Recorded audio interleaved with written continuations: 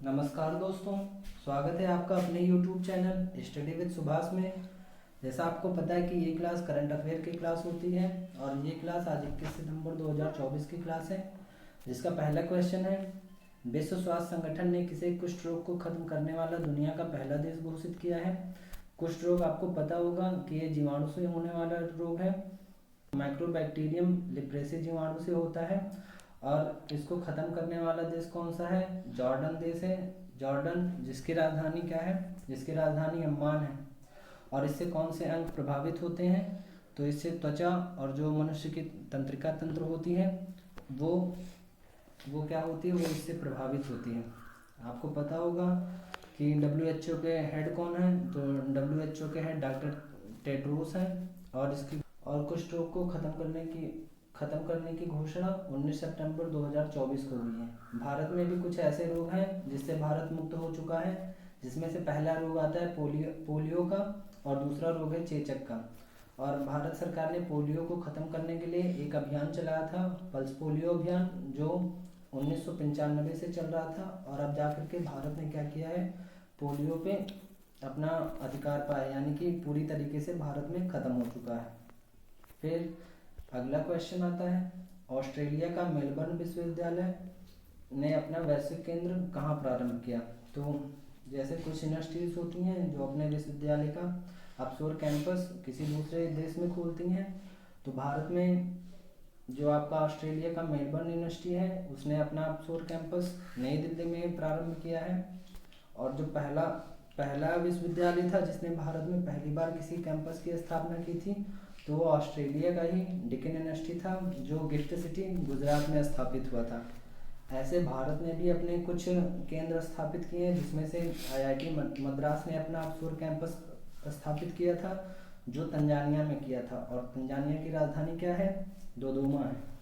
और ये वाला क्वेश्चन BPSC 3.0 के कैंसिल हुआ पेपर में आया था, जो एक अच्छा सवाल था। फिर अगला क्वेश्चन है, मिशन बेपी कोलंबो मिशन ने किस उपग्रह के दक्षिणी ध्रुव की पहली फोटो ली है। यानी कि ये कोई एक मिशन था जो बुध ग्रह पे भेजा गया था। यह मिशन शुरू किया गया था सन 2018 में और लगभग 6 साल बाद उसने वहाँ पे काम करना शुरू किया है और बुध के दक्षिणी ध्रुव पे वहाँ की फोटो लेकर के और भेजा है। फिर बुध ग्रह के बारे में जैसा आपको पता होगा कि यह सूरज के सबसे निकटतम ग्रह है और ये आंतरिक ग्रह की श्रेणी में आता है। सूर्य के अत्यधिक निकट होने के कारण ये 88 दिन में सूर्य की परिक्रमा कंप्लीट करता है और यह एक ऐसा ग्रह है जिसका कोई खुद का उपग्रह नहीं है। फिर नेक्स्ट क्वेश्चन की बात करते हैं हम। IIT दिल्ली की सड़क सुरक्षा पर भारत स्थिति रिपोर्ट 2024 के अनुसार सड़क दुर्घटना में सर्वाधिक मृत्यु वाला राज्य कौन सा है। तो इस रिपोर्ट के अनुसार तमिलनाडु भारत का पहला राज्य है जिसमें सड़क दुर्घटना में सबसे ज़्यादा मृत्यु होती है। अगर हम बात करें दूसरे स्टेट की तो तेलंगाना आता है। अगर हम बात करें न्यूनतम मृत्यु दर की एक्सीडेंट के द्वारा तो पहले स्थान पे पश्चिम बंगाल आता है और दूसरे स्थान पे बिहार आता है। और सबसे ज़्यादा एक्सीडेंट किसके द्वारा होते हैं जिससे लोगों की मृत्यु होती है, तो सबसे ज़्यादा एक्सीडेंट ट्रक के द्वारा होती है, जिससे क्या होता है कि सड़क दुर्घटना में लोगों की मृत्यु होती है। सड़क सेफ्टी के लिए एक समिति भी बनाई गई थी जो सुप्रीम कोर्ट ने बनाया था, KS राधाकृष्णन समिति। और एक वर्ल्ड वाइड समिति बनी थी स्टॉकहोम, ये भी क्या हुआ था, ये रोड एक्सीडेंट से भी संबंधित थे। तो 2 प्रकार की समितियाँ थी। भारत की समिति कौन सी थी? KS राधाकृष्णन समिति। और वर्ल्ड वाइड कौन सी समिति थी? तो वो स्टॉकहोम समिति थी, जो क्या करती थी, रोड सेफ्टी और रोड एक्सीडेंट से संबंधित थी। नेक्स्ट क्वेश्चन आता है, पुर्तगाल सरकार ने किसके सम्मान में CR7 सिक्का लॉन्च करेगी। तो CR7 जैसा नाम से ही क्लियर है कि पुर्तगाल के एक फुटबॉलर हैं क्रिस्टियानो रोनाल्डो और जिनका जर्सी नंबर 7 है। तो क्रिस्टियानो रोनाल्डो यानी CR7 के ही नाम पर पुर्तगाल की सरकार क्या करेगी, वहाँ पे एक सिक्का जारी करेगी। आपको पता होना चाहिए कि पुर्तगाल की राजधानी लिस्बॉन है और क्रिस्टियानो रोनाल्डो वर्ल्ड के ऐसे खिलाड़ी हैं जिन्होंने कुल मिलाकर के 900 गोल किए हैं, जो वर्ल्ड में किसी भी फुटबॉलर द्वारा किए गए सर्वाधिक गोलों की संख्या है। और इन्होंने अपना 900वां गोल किसके खिलाफ किया था, ये भी हो सकता है इम्पोर्टेंट सवाल। तो उन्होंने अपना 900वां गोल क्रोएशिया के खिलाफ किया था। और एक फुटबॉल क्लब है जिसके द्वारा ये संबंधित है, तो सऊदी अरब का एक फुटबॉल क्लब है अल नासर, जिससे क्रिस्टियानो रोनाल्डो खेलते हैं। फिर नेक्स्ट क्वेश्चन की बात करें, केंद्र सरकार ने किस अंतर्राष्ट्रीय सीमा पर बाड़ लगाने के लिए 31,000 करोड़ रुपए का आवंटन किया?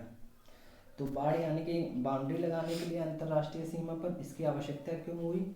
तो केंद्र सरकार ने किस अंतर्राष्ट्रीय सीमा पर बाड़ लगाने के लिए 31,000 करोड़ रुपए का आवंटन किया है? तो ये भारत और म्यांमार की सीमा जो लगभग 1643 किलोमीटर है, तो उस सीमा पर बाड़ लगाने के लिए केंद्र सरकार ने क्या किया है, 31,000 करोड़ रुपए का आवंटन किया है। म्यांमार की राजधानी क्या है? म्यांमार की राजधानी आपको पता होना चाहिए कि म्यांमार की राजधानी नापीता है। और फिर म्यांमार की सीमा से लगने वाले आपके राज्य कौन कौन से हैं भारत के? तो जिसमें से पहला राज्य आता है अरुणाचल प्रदेश, दूसरा राज्य आता है नागालैंड, तीसरा मणिपुर और चौथा मिजोरम। इसको लेकर के एक ट्रिक भी है कि अरुण नागा मणि लेकर मजे किया। तो आप अरुण से समझ सकते हैं अरुणाचल प्रदेश, नागा से मतलब नागालैंड, मणि मतलब मणिपुर और मजे मतलब मिजोरम। तो ये 4 राज्य हैं जो भारत और म्यांमार की सीमा पर साझा करते हैं। और म्यांमार की सीमा पर सबसे लंबी सीमा बनाने वाला राज्य कौन सा है? तो वो है अरुणाचल प्रदेश। फिर नेक्स्ट क्वेश्चन आता है, पीएम मोदी ने आचार्य चाणक्य कौशल विकास योजना व अहिल्याबाई होलकर महिला स्टार्टअप योजना का शुभारंभ कहाँ किया है? तो ये महाराष्ट्र के वर्धा में किया है। तो इस आचार्य चाणक्य कौशल योजना विकास के अंतर्गत क्या किया जाएगा? तो इसमें 15 वर्ष से 45 वर्ष के लोगों को, योग्य लोगों को हर साल लगभग 1.5 लाख लोगों को ट्रेनिंग दी जाएगी। जबकि अहिल्याबाई महिला स्टार्टअप योजना के अंतर्गत महिलाओं को 25 लाख रुपए की वित्तीय सहायता दी जाएगी। फिर नेक्स्ट क्वेश्चन आता है, एनिमेशन क्षेत्र में आईआईटी आईआईएम की तर्ज पर एवीजीसी एक्सआर राष्ट्रीय उत्कृष्टता केंद्र कहाँ स्थापित किया जाएगा? तो इसकी घोषणा कहाँ पे की गई है? तो इसकी घोषणा भी मुंबई में की गई है। और घोषणा करने वाले कौन हैं? तो भारत के आईटी और रेल मिनिस्टर कौन है? अश्विनी वैष्णव। तो उन्होंने इसकी घोषणा की है। नेक्स्ट क्वेश्चन, संपत्ति छत वसूली अधिनियम लागू करने वाला तीसरा राज्य कौन सा है? तो संपत्ति छत वसूली अधिनियम लागू करने वाला तीसरा राज्य कौन सा है? तो ये राज्य है उत्तराखंड है तीसरा राज्य। इससे पहले भी यानी कि कई राज्य हैं जो ऐसी चीज़ें अधिनियम लागू कर चुके हैं, जिसमें से पहला राज्य है हरियाणा और दूसरा राज्य है उत्तर प्रदेश।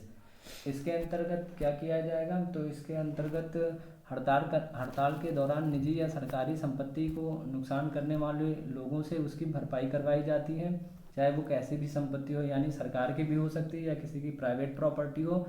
तो उसकी भरपाई जो हड़ताल के दौरान जो भी होगा तो हड़ताल करने वालों से लिया जाएगा।